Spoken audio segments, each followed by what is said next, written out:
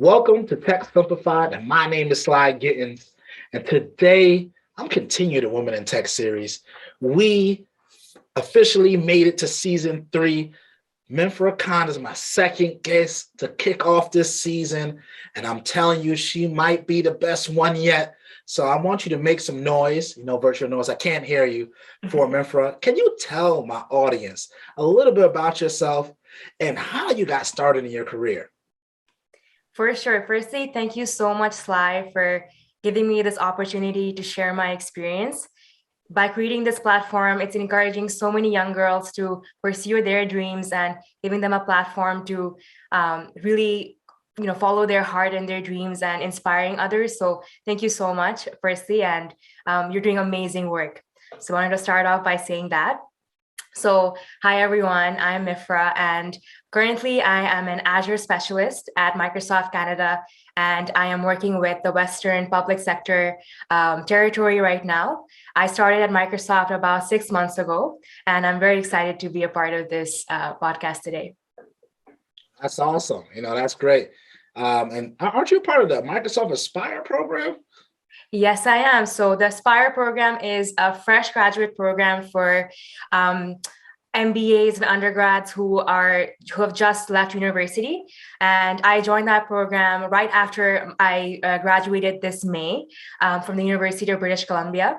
And I'm very privileged to be a part of this program because I get to work with people from all different walks of life, from all around the world. And this Microsoft community is amazing. So I get to work with amazing individuals who are from various backgrounds, and we all come together to create this wonderful community. And I encourage everyone to look up the Aspire program and apply. Great. Yeah, that means she's a rock star, man, because I didn't get in when I came out of school. So, that means she took care of business in school, made some right connections, and now she's here being a star like she deserves. So that goes right into my question, Mifrah. Yes. Can you share your background and your journey getting into your first position?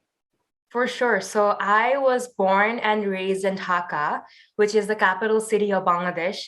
I grew up there for majority of my life. I only moved to Canada in 2016 to start my undergraduate degree at the University of British Columbia. It was a very interesting journey, but I consider myself extremely lucky and privileged because my parents trusted me to move halfway across the world all by myself. I had no family members, probably in a 15,000-mile radius, and I was just pushed in to just start my life. But I am so grateful for that opportunity because it really pushed me to start being independent, figure out how I want to plan my career and how I want to set myself up for success moving forward. So trust me, Sly, I don't take that opportunity lightly, and I'm very grateful. But obviously, starting my undergraduate education was a bit rocky, and I'm sure people who have started their journey from a different country probably resonate well with me. The reason why I say that is because you're very protected and you're very safe under your parents' guard when you're growing up. And when you move to a foreign country, you have to take responsibility not for yourself, but also figure out how to manage your social life, your degree, how to figure out your future career goals. And in the first year of my degree, I had a very interesting relationship with rejection because I was very naive into thinking that everything would go according to my plan. And that was probably the biggest mistake I made. I was planning to join business school in my first year. So I took all the prerequisites, I took all the classes to join. And after I'd applied in my first year, I got rejected. And that was probably the first reality check that things are not going to go according to your plan. So what are you going to do to iterate your plan to make sure you meet your long-term goals? So what I did was, after my first rejection, I sort of stopped identifying a degree with a career. And that was very important because I thought that being a part of a business degree would automatically solve all my problems. I would be joining a consulting firm. I would be joining, probably going on a career where I would be making a lot of money. I sort of equated everything with a degree. And I quickly realized a degree isn't everything. So that's where my first position came in. Coming into Canada, I had no work experience at all. I had volunteer work experience from Dhaka, and I ran my own NGO for environmental sustainability. But in a Canadian market, that's not enough to give you a position where a company would trust you with their business or hire you just for having volunteer work experience. So I had to start from all the way at the bottom. In the second year of my degree in the summer, I had a job as a customer service rep at a recreational park in Ontario. That was probably one of the most humbling experiences of my life, because that taught me the power of time management, organizational skills, and work ethic. Looking back, I complained a lot during that job. I probably hated every moment of it because I had long hours. I had to assist hundreds of customers, and I had to work in a very fast-paced environment. And my commute there was 3 hours going back and forth. So it was a tough job, but I wouldn't change anything about that, because that really taught me the value of money. It taught me how I would build my resume from the bottom up, and that helped me get my co-op jobs, my internships, and eventually that's the reason why I'm sitting in front of you right now, Sly, and being able to give this interview. So everything was a building block for me early in my career, and that's how I began. Fantastic. And get your roses now, right? Because I can only imagine coming 15,000 miles and being alone, because I felt alone, and I came from Brooklyn to Buffalo, and that's only 320 miles, right? And I felt alone, and those same feelings that you have, not having your family there to, fall back on, your decisions matter right now, right? Because you don't have to make the right decisions because no one's there, right? But you got to feel that sense of pressure. So I can definitely relate. And then my family I'm being a first generation American, my family never even been to college. So it's not, it's only my older brother has, right? So it wasn't like my mom and dad could tell me what to prepare for because they haven't done it, right? So I could definitely relate to that. And also one thing I think I commend you on is learning that early, that, degree isn't everything. Because when I was in school, my goal was to graduate, right? And I know people kept telling me, you better have a plan. And I'm like, man, I just want to graduate. And then I'll figure it out, because I had the business administration degree, I had a marketing concentration, and I had a technical concentration. And I had work experience, like unpaid internships. You couldn't tell me I wasn't getting a job. And I got 70 rejections, Microsoft included. Google, I actually had 2 interviews with Google, didn't get it. And then ended up getting a job at Ingram Micro that ended up changing my life. So definitely having that plan. I started networking, but I really didn't understand how to do it. But I learned to use that after college, right? And how important it is. And that's why I like we having this conversation, building these platforms, meeting these people, and sharing these stories, right? So again, I think you shared a lot of gems, and the fact that you probably not even 25 yet. So the fact that you learned that already, you're ahead of the game, right? It took me probably like 26, 25 to figure that out. But we're still here, right? So just at different times in our career. So just think about it. You came to Microsoft right out of school, right? That's one of the powerhouse companies, right? So you starting off where people strive to get there their whole career. So I think that's phenomenal. And I'm glad that you're grateful for the opportunity, not saying that I know you work for it, but continue to work for it, because this is only the beginning of a successful career. Next question. What advice would you give yourself? I know you just started your career. Yes. But what would you give yourself in high school and maybe the beginning of college? What would you change? But not even change. What would you, if you had the opportunity to talk to yourself, what would you say?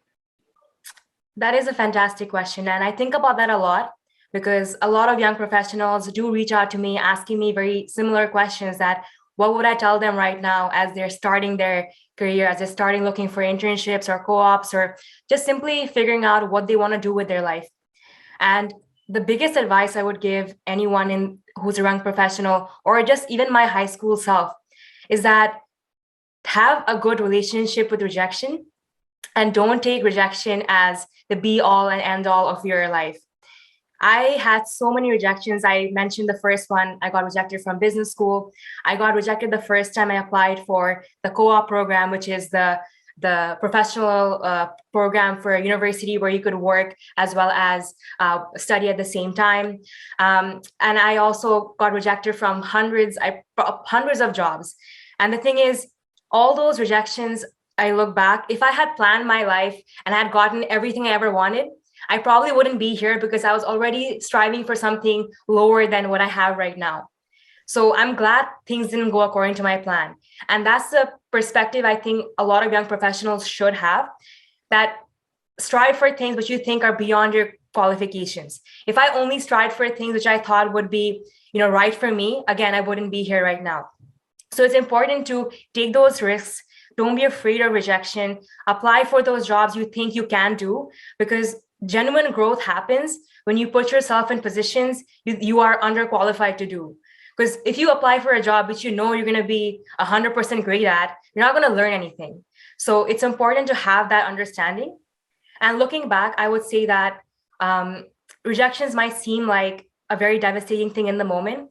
But in that moment, you should be thinking about how can I redirect this and gain those skills and add value to my life to figure out how I can meet my goal, but also iterate that plan accordingly. So it's very important to have that mindset. It's all about the mindset shift. And mindset is, I think, a very important thing to build early on, that rejections are just a part of life. Don't be afraid of it. Strive for things, get those losses and come back stronger. And that's what I would tell my younger self. I think that's spot on. Resiliency, right? I think that's one of the words I would sum that up. You got to be resilient. We all go through things, right? I realize in life, we all start off at different points. Some people have more money, some people have less money, some people have more opportunities, some people have less money, but you got what you have, right? And you got to get used to that, right? You got to get used to it might not go your way. Like the University of Buffalo rejected me. They told me I wasn't University of Buffalo material. I'm like, what does that even mean? You know what I'm saying? Like, it was like I went to Harvard or anything. University school, you know what I'm saying? So, but that told me, like, you know what? I didn't put my best self forward. Like, what can I do? I went to community college, came back, got in the University of Buffalo and graduated with 2 degrees. Same thing, right? So resiliency is tough, right? Like I said, I literally got rejected from 70 jobs. That's at the beginning, the first job, right? And internships I didn't get that I thought I should got. But again, that craft my way, my decision making. I started looking at my systems. Let's start looking at my processes. I started looking at me in the mirror, asking those tough questions. Why should I hire me? What are my assets? What's my differentiator? And I started sharpening those skills. So one thing I probably would add on that is, rejection, I call that learning experiences. If you take the time to do the self-reflection, to figure out where you want to be, I think that kind of helps out. So like right now I have a reflection journal. I treat myself like a Fortune 100 company, right? Each quarter I have some time to reflect on what I did well. Like I could tell you right now, I haven't been living up to those goals. I got to put down social media a little bit more. But the fact is, like, I have goals and I make sure to strive towards those goals. And I know I set aggressive goals. And the fact that if I don't reach them, like you said, you end up overachieving than what you expect you to be. That's something I do. And then I also just put in learning time. Like for this partner technology strategist role, it asks for like 10 years experience. I don't have 10 years experience. I got close to 10 years experience. I do have a lot of experience. So I just went in there and showed my differentiator, my YouTube channel, the things I did with partners, the way I can speak, how much time I spent on that. And they saw that the time, how much I knew the technology and about the company, right? So and then I end up getting the job, right? So again, don't be afraid to shoot for something outside your reach. I'm not going out there and saying if you got zero experience, I wouldn't probably do that because of learning curve, but unless you have the time to learn and that you can do it, go ahead. The worst thing you can say is no, but I try to say if I can do about 60% of the job, then I'm going to apply for it because I know I can learn 40%. And one thing when you come to like a company like Microsoft, they give you mentors. Like I have 5 mentors that help me. And that's outside of my personal mentors, right? So just want to echo that. I think that's something that said is that resiliency because things don't come the first time. They might not come. Like I failed the AZ 500 4 times and I'm studying for it still again. But the fact is I learned so much about security, had the gaps in my knowledge. I reached out and find new people that gave me some more information. And now, I'm ready for it. And I passed my MS, 500, like a whole bunch of other certifications. Sometimes you're not going to get it on the first time. So that was really great. So I wanted to add one more thing on top of that. I think, especially both of us being at Microsoft, I know that the concept of growth mindset is very much encouraged, right? So I think having the growth mindset is an important thing I want to share with young professionals as well. That if you don't have those skills, as you mentioned, if you keep failing, that is okay. You have to take those chances. You have to figure out how to know what your weaknesses are, focus on those, learn from your mistakes, and then move forward. The worst thing you can do as a young professional is just give up the first time you failed.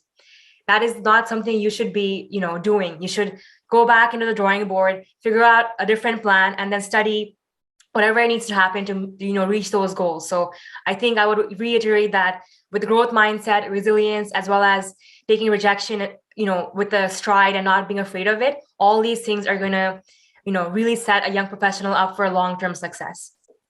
Hey, mic drop. I don't got anything to add to that. So we can get to the next question. That was fantastic. What's your passion? Well, that's a very heavy question. I have thought about a lot about this, and I feel as though every single individual has been put on this planet for a reason.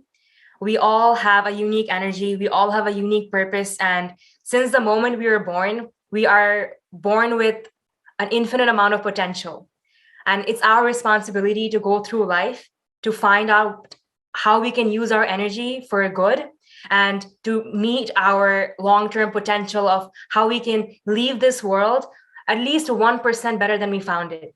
So that's how I think about my passions, because I want to make an impact with the unique skills, energies I have been given to make a positive impact in not only the business that I've been assigned to. Currently, I'm working with the public sector of Canada, and I'm working with the Microsoft Cloud Azure. So I want to help those customers of mine to be empowered to reach their goals using the cloud and help them with these new technologies. In my personal life, when people reach out to me for self-development help, professional, work experience help, I want to use my energy to encourage them that they have what it takes to meet their goals. They just need a plan. They need to have a goal. So overall, I would say that helping people is my passion. I'm trying to figure out a long-term passion where I can use my energies for a bigger purpose. I haven't figured that out yet. Hopefully, through my experiences at Microsoft and beyond, I'll be able to have a North Star. But right now, I think with my current work experiences and energies, I just want to make an impact. I want to add value wherever I can possible. I want to be able to, just put a smile on someone's face when they ask for help, or be able to add value in a way that, which, I probably needed as a child, because growing up, I lack a lot of self-confidence, a ton of self-confidence. And in middle school, I was always compared to students who were doing better than me. It was quite a negative culture, and that really put me down a lot. It took me about, I would say, a decade for me to come out of that shell that I am better than what people tell me about myself. I know myself better than other people do. And I can achieve and I can strive for things which are far beyond my capabilities because I have that power. So taking back that power from other people and being able to put my energy to help people back, I think that's where my passion comes from. And I want to encourage those people who are feeling low, feeling discouraged that they can't, meet their goals, and help them achieve that as well. So that really aligns with Microsoft's mission statement that, you want to empower each and every single individual business to achieve more. And that is also directly aligned with my passion to help and empower people to achieve more. I got a question for you. How did you build your confidence up? Say if you, when you was going through that, how did you take back, to use your words, that power or that energy that people kind of put forth on you? How did you do that? It was a long process. It didn't happen overnight. And it was through, I guess, building my, work experiences, speaking with people, and a lot of self-reflection, honestly. I wrote this post when I graduated from university about this particular topic about self-confidence and how much I lacked that. And when I was about 10 or 12 years old, I read a Steve Jobs quote, which was, everything around you was made by people who are no smarter than you. And I painted those words on the wall right opposite my bed in Dhaka. And I woke up every single day reading those lines. Every single day I woke up reading that, people around you are no smarter than you, so you can achieve those same things. And once I kept doing that, once I kept reiterating to myself that I am no less than the next person, I can have those goals, I can achieve them, I slowly started building my confidence. Eventually, as I mentioned, I did volunteer work in Bangladesh. Bangladesh is a very densely populated country. We have a lot of environmental issues. So I had my own NGO in Dhaka. I led that for about 4 years. And when I came to Canada, there were moments where I was punched down again. I built the self-confidence. The world said, oh no, you're coming back down. Things are not going to go according to your way. And it was a constant, I guess, challenge to fight that and, build that above myself and reiterate to myself that, you can do it. You can do it. It's just about time. You can do it. Take those experiences, gain those skills. It's going to be hard. It's going to be a struggle, but at the end of the day, it's your life, it's your energy, those are your goals, and no one can take it from you. So it's a long process. It's not overnight, but that's why I want to encourage the younger folks that, start protecting your energy, put your energy in a good place, and eventually you'll be able to come out of there stronger and be a far more confident person than you've ever imagined. So I know it's not. It's a long-winded answer. It's not an easy answer. Self-confidence doesn't happen overnight. It's about, you build it through time, through experiences, but it's important to, I would say it's really important to have that self-talk with yourself, self-reflect, that you have to know who you are first, and then you'll be able to slowly build that. I think it wasn't meant to be an easy question, right? So I'm glad that you put the work that needs to be done, because I was definitely suffering from low self-esteem, lack of confidence, because, traditionally I'm like a C student, right? But I always had these ideas, right? That were big, and then I would try to do it and people wouldn't value it. And then they're like, well, you're not doing good on your classes. I'm like, well, because I'm bored. I already did this already, So, it took me a long time to really trust who I was, because, I realized once I learned something and I feel like I mastered it, or at least I got what I thought out of it, I move on, right? And that's okay. I knew what I was interested in. And then the classes that I resonated with me, like history. I remember had a teacher when I was in high school, made us go, I grew up in New York City. They made us go to, one of our assignments was to visit 15 different museums, and they gave us a list of 50 or 30 or 50, one of those two. It was a lot. But I went to every museum because it was just fascinating learning about this. And I was able to write a report, and the teacher was like, how come you don't do this day to day? I'm like, well, you didn't give me anything that was exciting. This was exciting. I didn't realize there was this much things I could learn from Native American history, police museum history, Black history, women history. It had Ukrainian history, all types of crazy things, art, paintings, natural history, so it was just fascinating, right? And then from there, once I got to college where I could really unleash myself and figure out what I wanted to do, so, just trust in yourself. And it's easy to become someone else and model yourself to become someone. And I think everyone should have a role model. And, everyone should have a vision, for themselves, right? I had a role model. I want to be like my big brother, still do, right? But then I realized I had to make it my own. I couldn't be him.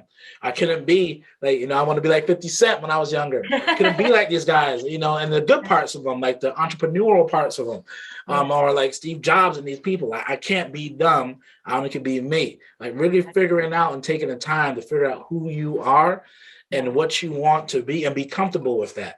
And then whoever you bring in your life, make sure they accept you for you, and not the things you provide or, the information that you have. And I'm not silly enough to know that people don't do that, but to be strong enough to stand on your own volitions, right? When I started Women in Tech, a lot of people said I shouldn't do it because I'm a male, and it doesn't even make sense, right? But I knew I could be an ally. I'm like, well, I'm a husband, I'm a father, and my daughter expects this from me. This is not for me, this is for her. And I'm glad I trust that feeling, because it definitely was the best thing I've ever done. I've grown in ways I never knew I could grow. I'm able to share your story, and I'm going to share even more stories. And then I'm helping people that I don't even know that I'm helping when they listen to this, listening to our stories. So again, those are the things that I would add on there, is right. Really hone and define who you are. Spend that time by yourself, just getting to know yourself over and over again, because 19-year-old Sylvester and 33-year-old Sylvester are different people. Like they're the same, I'm the same person, but I got different values now. I have more experience now. I have different interests. Things that interested me then don't interest me now, you know, and that's okay. That growth is okay. And I realize some people you got to leave along the way, which if you're a little bit younger, you might not have gone through that yet. I think you have, because you had to leave a part of you behind you that you knew, your family and everyone, and rebuild yourself again. So, you know, some people, you know, you knew they won't make the journey. You know, so like that's okay. So one thing I did want to, before I get into the next question, is don't you have a YouTube channel of your own? Yes, I do have a YouTube channel. It's a very small channel. Right now, I started it about 6 months ago. The whole purpose of the channel is to share my own journey with the audience about how I started to get my first job in Canada, how I got my internships, self-development, and also about health and fitness.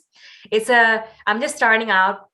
So if you just search up Mifrah Khan on YouTube, you'll probably find me. And I encourage you to subscribe. It's a smaller channel, but I'm working on it and trying to hone it to encourage more individuals to start on their own paths and, you know, strive for their own dreams. So that's the whole purpose of the channel. And I hope it encourages people to follow their hearts and dreams. And that's the overall goal of it.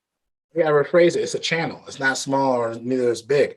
Every channel started off with 1, 2, right? You only been doing it 6 months. So just change the way you describe it, right? And I say that like anyone, if you think about it, you got a small business, it's a business, you know, it might not generate as much revenue as you want. You might not have subscribers as you want, but just the beginning, you know, like consider, you might think my channel is big, but comparison to like Marquise Brownlee, like it's microscopic, right? You know, but for me, you know, is where it is right now. And it's up to me. Do I want to grow it or not? So just define what that success looks like for you. But if you are new into your career, right? One thing I can't do, I can't transport you back to when I was 19 and tell you what I was doing, because the things that was relevant for me then, I didn't have the same stuff now, right? I didn't, like, LinkedIn just came out, Facebook and them just started getting cooking, you know, like Weebly, Wix, and all these things were in the infancies, where now, like, podcast was hard back then, like trying to create a podcast, right? You know, so your channel can share that of recent graduates of today, right? Where I can show you, like, when you get to your mid-career and now you're looking back, and that's why I bring in people that are younger than me, because you bring a different energy, even though I'm still young, but I don't know like how it is to use, like I got friends who use Clubhouse and got a job. You know, I got friends who use Twitter Spaces and got a job. I didn't know you could, I didn't even know you could do that, right? You know, so those are things that I think you're going to share on there. So definitely tap into it if you can, if you're listening to this and or watching this. And I make sure to put it in the show notes if you're listening to this on as a podcast. And if you're watching this on YouTube, it's definitely going to be inside the details. So that's great. I had to make sure we covered that. So the next question is, can you share some of your favorite books or podcasts? So let's say that differently. Some of your influential books with the audience. I'll start off with the podcast first. I think I've been listening to a lot of podcasts recently, and it's something I do as a very therapeutic time when I go for my walks or right before bed. So one podcast I would recommend is called The Diary of a CEO. It is created by a man called Stephen Bartlett. I highly recommend that podcast because he interviews people from all walks of life.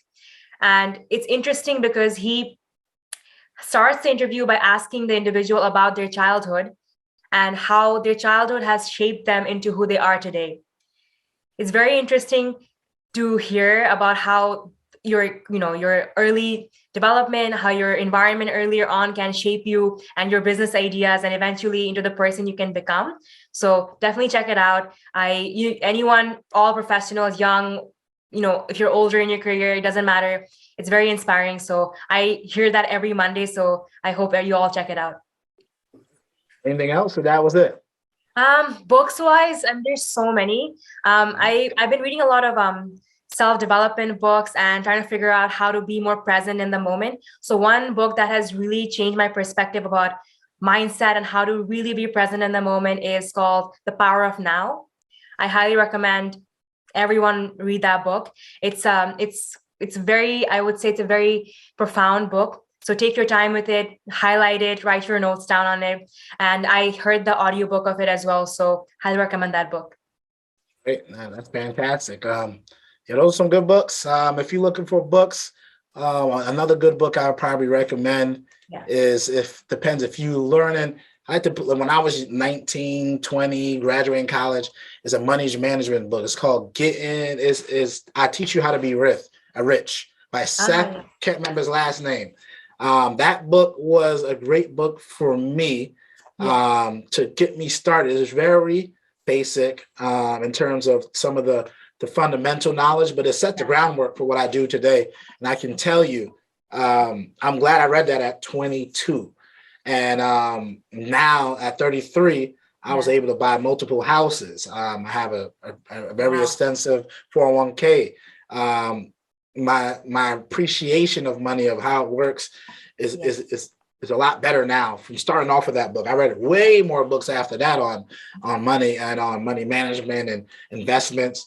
But that was a good foundational book that got me started. And I thought it was pretty essential. Just negotiation, like something as simple as negotiating my credit card fees. Like I never pay a credit card fee.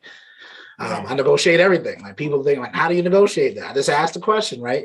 So, or even getting credit increases from my credit card, So, but yeah, that was a really good book to get started. So, I don't want this conversation. Yeah, you'll like that book, and I got a whole bunch of other books I can share. I got a whole document full of books. I don't want this conversation to end, but it must end. I know. So, how can an audience contact you? On LinkedIn, primarily. I am very active there. If anybody wants to reach out or ask me any questions about pretty much anything career-wise, self-development, or just a chat, you can follow me on LinkedIn and reach out to me. I probably will reply to you in less than 24 hours. So you can definitely reach out to me there. And if you're interested to learn about my YouTube content, definitely follow my YouTube channel as well and comment down below there. I respond there very, very frequently as well. So both those platforms are where you can reach me. Let me repeat that. If you want to get in contact with Mifrah, LinkedIn is her number one choice. So make sure you go in there and connect with her. And when you connect with her, tell her that you came from Tech Simplified and this channel so she knows. And then when you're done with that, or maybe even before that, let's say that before that, click the link, go subscribe and watch her channel on YouTube. And make sure definitely, I already know if you listen to this, you subscribe to my channel too. So those are ways you can contact her. So Mifrah, it's been absolutely my pleasure. You dropped so many gems today, and I want to thank you for your time, because you could have been doing a lot of other things, but you decided to spend it with me and my audience. And I want to say thank you to the audience for keep coming back and listen to these great stories, these great women that I have on here. And then Mifrah, we know it's just started, so I'm probably going to have you on here again to just show you how your career has progressed. And, hopefully I'll be on your channel one of these days, For sure. Just to show some love. So thank you again. I appreciate it. Thank you so much, Sly, for this opportunity again. I can't begin to tell you how impactful your work is, how much it's going to inspire young girls to follow their dreams, and not just girls, obviously everyone, but especially girls to, your daughter even, who's just growing up, she's going to see this channel and she's going to be so inspired. So thank you for the work you do. And I'm so grateful to have this opportunity, Sly. Thank you. Yeah, you're welcome. And thank you. And Sly Gittins and Mifrah are out. Peace. Bye, everyone.